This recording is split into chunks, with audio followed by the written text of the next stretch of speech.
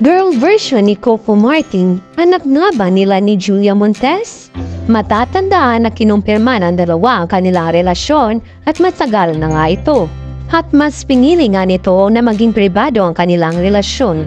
Usap-usapan nga nakasal na ang dalawa, pero ngayon hindi pa rin nila ito kinumpirma.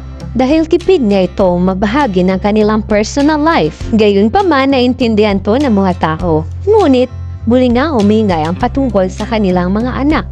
Matatandaan na nabanggit ni Willie Revillame ang tungkol sa kanilang mga anak. Coco, salamat ha. Mabait tong sobrang bait si Coco Martin. Coco, to Julia at sa mga anak nyo, pamilya mo. At dahil nga dyan nabuhay ng loob ang mga fans nito. Lalupat ngayon, usap-usapan, ang girl version ni Coco Martin na si Zia, ang batang kasama ni Julia Montes sa airport ng Palawan. Marami ang netizens na nag-aakala na siya na ang bunga ng pagmamahala ni Coco at Julia.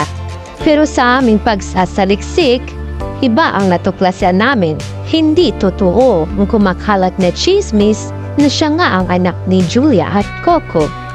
Kundi siya ang batang bida sa new project ni Julia Montes at Sam Melby na Saving Grace. At ang batang kalokalike ni Coco Martin ay si Zia G. Bataan, isang bata aktres. At ang kanyang ina ay si Jing G. Gardosi. At dahil nga dyan, nag-post ang ina ni Zia. Pabirong sabi nga nito, ay, ewan ko na lang Rednax Bataan. Mag-oo ka na lang, wala ka ng choice. Kaya ngayon sa mga netizens, magantay na lang tayo kung kailan talaga isa-publiko ni Julia at Coco ang kanilang mga anak. Ang importante ay masaya si Coco at Julia sa kanilang pribadong buhay.